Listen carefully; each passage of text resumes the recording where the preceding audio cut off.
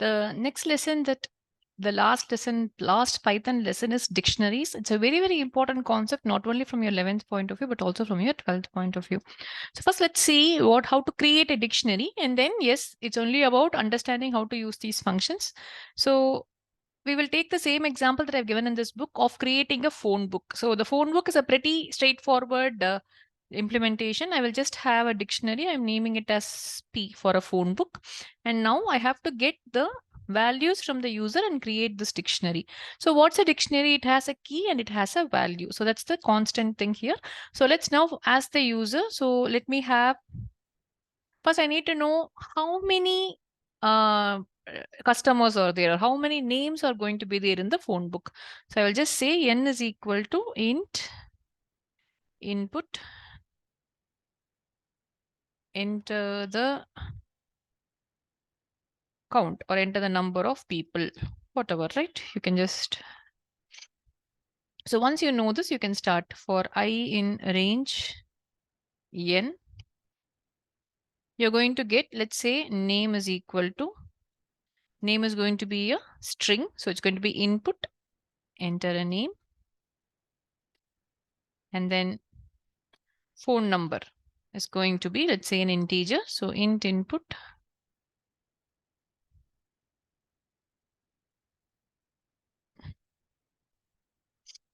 So remember, in a dictionary, the key value has to be immutable. It cannot be changed. So which means I can use a string. I can use an integer. I can use a string. I can use a tuple. So here I have name. Name is a string. So I can use that as my index. See, remember, it is easier. It's how you design your dictionary also. You can also use the phone number, but what do we remember easily? We remember the name easier than the phone number. So always use something which you can remember as your key. So P of, this should be a square bracket, name is equal to PHNO. So this is only, this line is going to create how many ever entries you want. Even if you want to enter 100 values, it will be created here. So slowly when you move on to 12th grade, you will study about files wherein this will be automatically populated from a file. So there is no need for you to keep on entering. But as of now, restrict yourself to 2 or 3 values so that you can just test it thoroughly. Okay, now let me first print this. So I can just say print P just to see that how it is created. So let's run this program. So let's take today's Feb 5.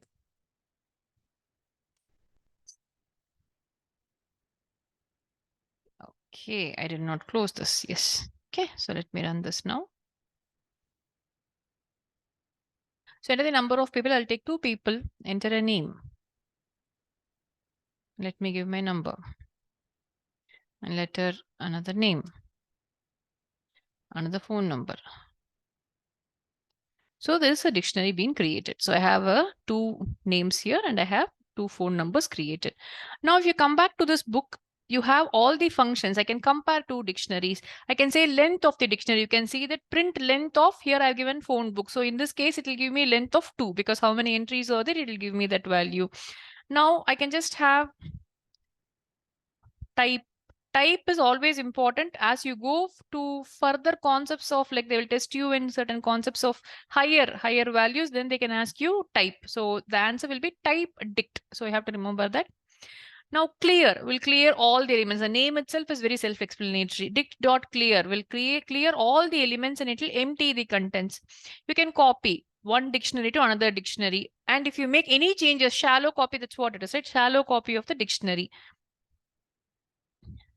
So you can use the keys. We don't generally use these functions, but yes, from a theory point of view, they are important. So from keys will return you the keys alone, right? So it is going to return you the keys alone here. Now get is a very interesting function. It will get you the value. So when I give you the, if it doesn't, if nothing is there, it will set the value itself. So here I am saying phonebook.get Harry, Harry Potter. If already Harry has a number, it is going to return me the number. Whereas when I say it doesn't have already a value, then it is going to return me back Harry Potter. So this is one function which we don't actually use much, but they will ask this in your exam as a testing question. Hash key is used to check if it is true or false, whether the key is existing or not. So if you're going to search for a name in a dictionary, we have to use this function. All the items in a dictionary are returned back like this. You have to remember the brackets here, not for the 11th grade, maybe for the 12th grade. They will ask you this bracket. It is going to be a list of tuples that is being returned here. All the keys are returned back. You can see them returning back as a list here. It is similar to get.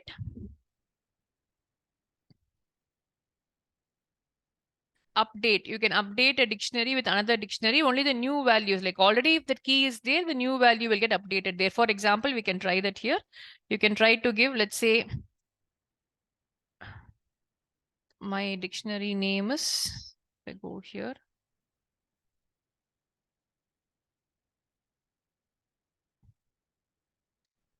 So I can just say, let me create another dictionary. P1 is equal to, let me give my own name. I'll give, and let me say colon. This is how I create a dictionary, right? So I'll give a new number. And let me add one more value which is not there.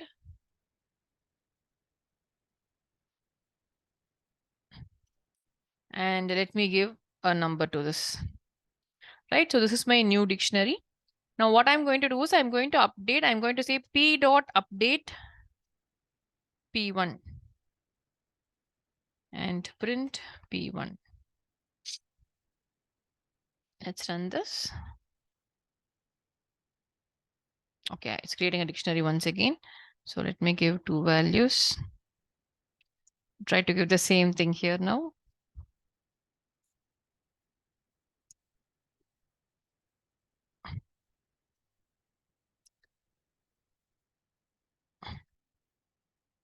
So you can see that first I'm printing this dictionary D, it is being printed properly.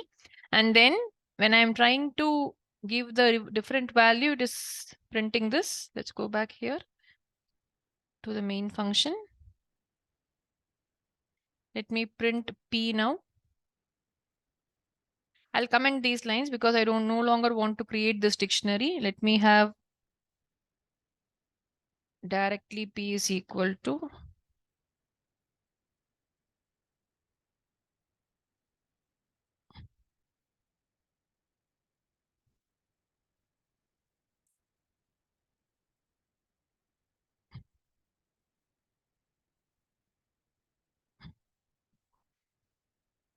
So now let me comment till this.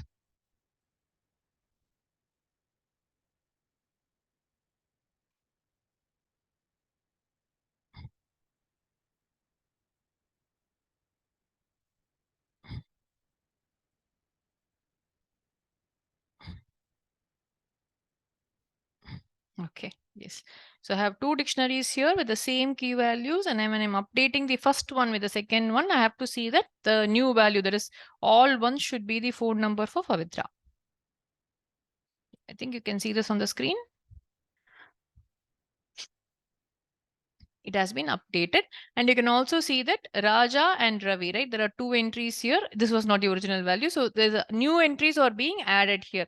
If the value, if the key already exists, it's updated. There will be no duplicates there. Whereas you can see that the new value is being added here. So this is regarding your update.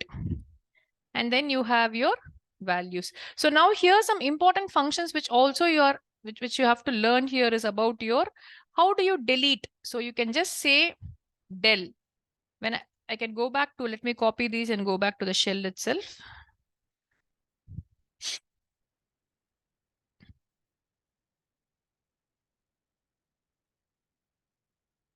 Just let me have this. Okay. Let me have one dictionary itself. Okay. So I have a dictionary. Now I can just say del p of. See what it's saying? It's saying key error 0. I cannot delete. I cannot delete like how I do in a list, because they will ask you the reason also, because it is not a list, it's a dictionary, it is a map. So you cannot use an index here. So you have to say, if you want to delete del p of, you have to say the key value here. I have to say the proper key value here. So now when I print P, it is going to have only one value here. So that is a important delete method here. Similarly, I can use a pop. So pop also will take the key value. I can also say P dot pop. It needs one argument. The speed or pop in a list also works in a different way. So same way I told you for list and tuple, there are 5 differences. In 11th grade, they will try to test you on whether you have understood the concept of a dictionary in comparison to a list. So they can ask you to give 5 differences as a 5-mark question between list and a dictionary.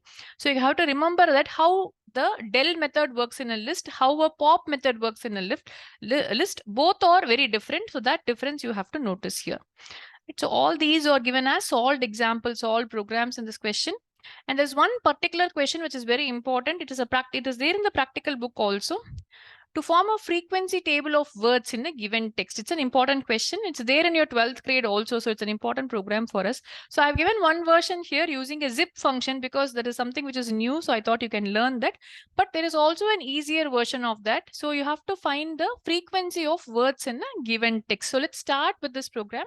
So very simple to start with program.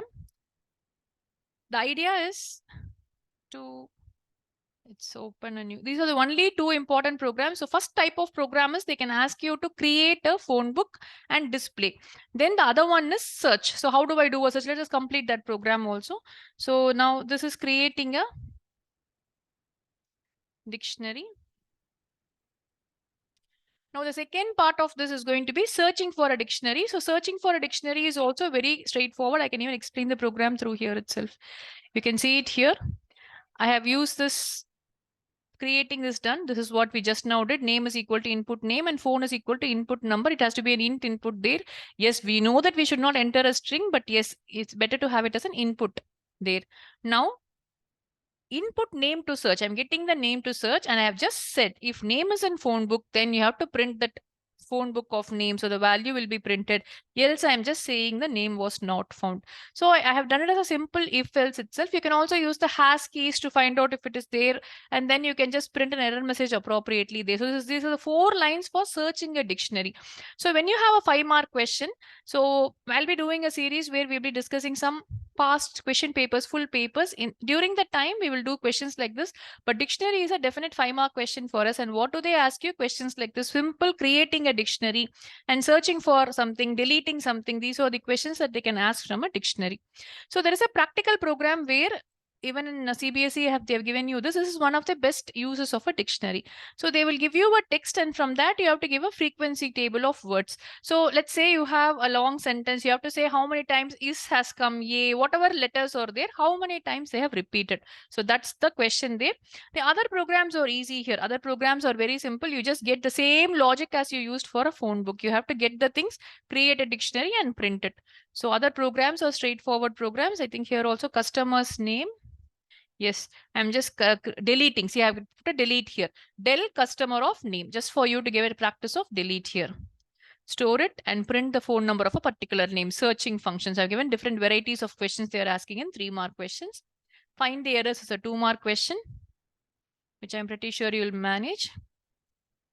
Same thing, city and capital, if it is not present, giving an error. So this is also there. So let's do the frequency program alone. So for the frequency program, what am I trying to do? I'm trying to, let's go for a new. Let's get the user to enter a string.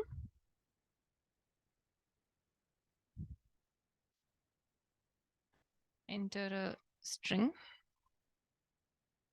And now I'm going to see a basic concept here is I'm trying to put them into words in a list. So first I'll split this based on space. So I'll just say words is equal to str.split. So split function is going to take care of splitting the line into words and it will have a list now. For each word in words, what am I going to do? For each word in words, I'm going to check if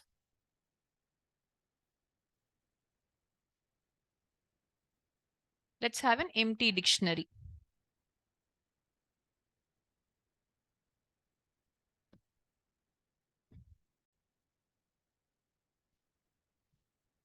There's an empty dictionary here.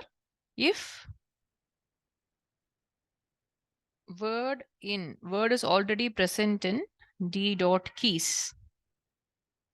If it's already there, then I am going to just increment the value. So D of word is going to have how many times the word is there. First time it is going to come here, right? It is going to come to the else part because it's an empty dictionary. So I'm going to set it as D of word is equal to 1.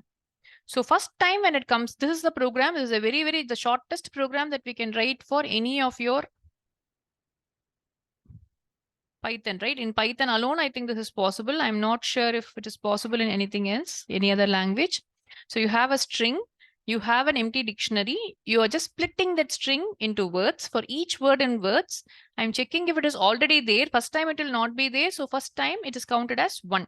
Then next time when I come across the same word, I'm going to increment it. So once you finish, if you come out, if you're going to print the dictionary, right? I'm just printing D.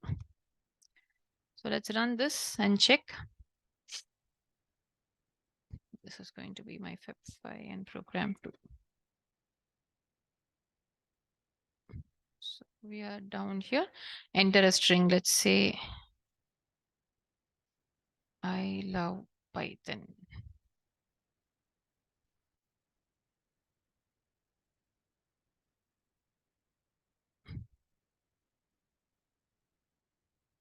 So Python comes 2 times. Okay. So now we have a count here. It says I has come twice, love has come twice, Python is twice, is 1 time, cool is 1 time, and max is 1 time, right? So it has given you the statistics of however big the sentence is. It is going to give you the statistics very quickly, and the program that does it is a very short program and which is possible only with dictionaries. So here you can also try to use the get function and all, but yes, for 11th level, I think this is more than enough. You can explore more on these lines also. So this is regarding dictionary. So the basic program for a dictionary is this is given here. You can just go through these programs for deleting, updating, and searching, right? Yes.